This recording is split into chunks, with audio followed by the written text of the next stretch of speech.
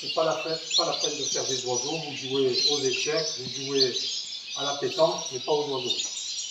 Et c'est valable pour les petits comme ça jusqu'au haras. C'est exactement pareil. Ça, c'est très important. Hier, je ne sais pas, mais j'en avais repéré, mais aujourd'hui, j'en ai croisé au moins deux ou trois de races qui étaient dans cette situation-là. Parce qu'en plus, c'était des chimelles. Qu'est-ce que c'est la différence entre un chimelle et un bon chimelle et un mauvais chimelle? Plume courte, plume longue. La rigidité de la plume. Exactement. Si par exemple, vous avez ici la coloration qu'on a fait là, sur l'intensif, elle monte jusque là. Ouais. Dans un chimelle, la coloration elle va monter jusque là. Et tout ça, Blanc. voilà.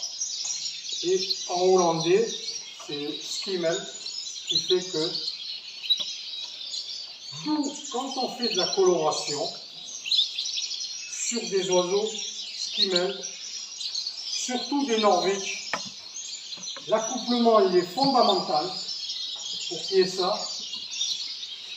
Et il faut que le chimel, comme ça, il soit écaillé, homogène et non en plaque. Si c'est en plaque, ça veut dire que le chimel il n'est pas bon. Et il va y avoir 5 arbres comme ça, et l'autre à côté elle va être ici. Et donc, il va y avoir des morceaux de blanc partout. Et souvent vous trouvez des morceaux de blanc où? Sur le cou. Le collier, autour du cou, parce que sur le dos pareil, c'est des plumes pourtant plus petites et elles ne prennent pas la coloration. Et donc c'est très important, la base c'est les plumes, parce que vous avez beau colorer, prenez l'UOM, quand ils ont fait des nouvelles fiches de standard, ils ont un problème, ils disent, comme on a dans des internationaux, des mondiaux, des Italiens, des Portugais, demain on aura des Turcs, on aura 5-6 nationalités différentes. On a des problèmes parce que ces gens ne comprennent pas la traduction. Alors il y a des races, je parle des juges, il y a des races à colorer, d'autres interdites de colorer. Qu'est-ce qu'ils ont fait? Ils ne sont pas emmerdés. D'où l'importance de la CNJA, d'être droit dans ses bottes avec les connaissances. Ils ne se sont pas emmerdés. Ils ont dit maintenant, on n'interdit personne. Tous ceux qui veulent colorer, ils colorent. Ils colorent un Gloster, un Rasa, un frisé parisien, un border. Ils ont pris un bazooka et ils attendent le jugement. Et qu'est-ce qui va se passer au jugement? Quand ça, il n'est pas bien fait, on a là-dedans, et boum, au marteau-piqueur, on va tuer les oiseaux, parce que la coloration ne sera pas bonne. À partir du moment où on décrète de colorer les oiseaux, on ne va pas en congé, on est disponible pour la croissance continue de ces oiseaux, pour éviter ce genre de choses.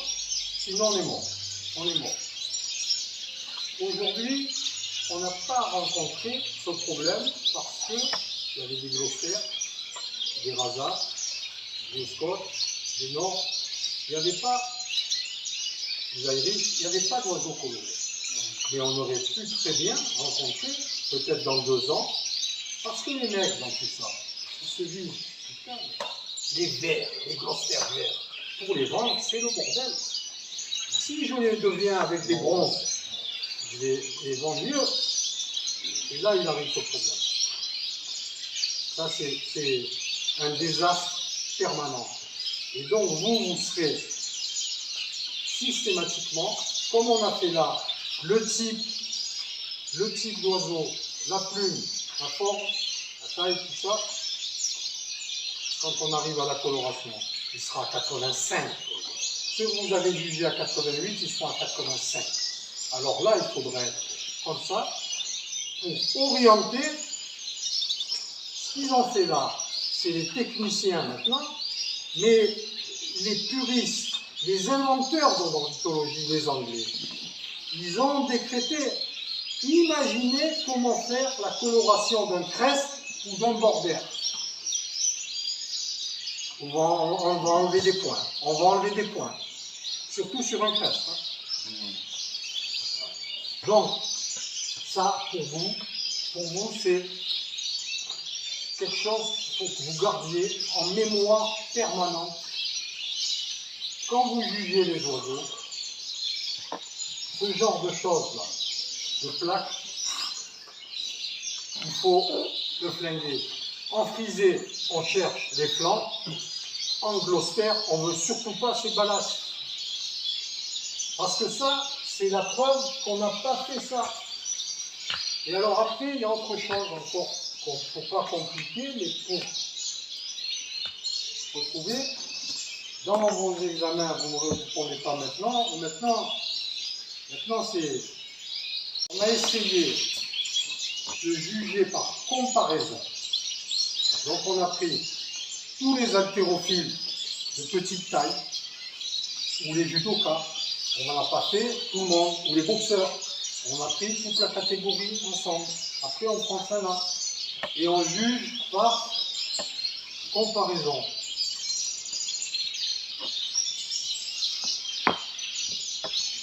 On n'est pas Dieu, Enlevez-vous ça. Aventure vécue, tout ce que je vous dis, c'est aventure vécue. Asvol, au mondial, 17 000 oiseaux, 15 000 oiseaux, on rentre tous, la musique le matin, tout ça, et je me retrouve à juger les Norwich. À côté, j'avais un collègue qui faisait Bossus. On parlait pas de la guerre, parce qu'on n'est pas des anciens combattants, bien qu'on soit âgés. On parlait de tout. On était là depuis 8h15. Ah, il y avait des tablettes partout. Partout. Et à midi, on nous a dit, si vous voulez, vous pouvez commencer, mais après vous allez manger. On est au mondial. À 18 € le logement du mec. Vous mettez 10 oiseaux, ça fait 180 balles. Plus le transport, le convoyage. Ça fait peut-être un demi-mois de salaire ou un mois de salaire, un type qui travaille ici. Et c'est là où il faut faire la révolution. Pourquoi? Eh bien parce que le matin, ils ont mis le Wi-Fi. Ah, le Wi-Fi. Mais tous les mecs, ils se sont tous branchés et ils ont saturé le réseau. Parce qu'ils voulaient, en direct, savoir ce qui se passe. Il n'y avait plus de réseau. On était comme des cons. Ah, on avait des tablettes et ça ne marchait pas.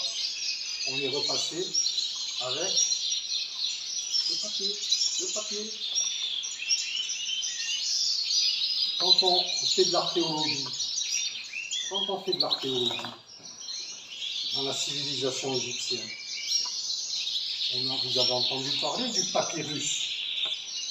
On a fait des écrits, on n'a pas fait des tablettes. Et pourtant, ils étaient là, à la civilisation. Hein? Alors, c'est pour ça que je vous dis, tempérer ces trucs-là. Les fondamentaux, c'est les 2 pieds par terre à la même hauteur. Et on a jugé comme des salopards à la Kalachnikov. Heureusement que j'étais dans la spécialisation que j'élève, le mec à côté de moi. Écoute, quand je reçois les oiseaux, tu me dis s'ils sont à 90 ou à moi. Je demande bien. J'ai mon travail à côté. Et les mecs, ils avaient payé. Et là, c'est ça. C'est pour ça que je suis une grande gueule et que je ne supporte pas ce genre de choses. C'est pas normal, ces choses-là. Il faut arriver à ce que les gars de chez nous, à CNJA, ils soient dans le même état d'esprit de compétence pour dire à un moment donné non. Amatochinos, les Yorks sur des cages comme ça. Alors il y en a 60 mètres, comme ça. Il y a, je ne sais pas combien de dire, je sais pas, j'avais 250 Yorks.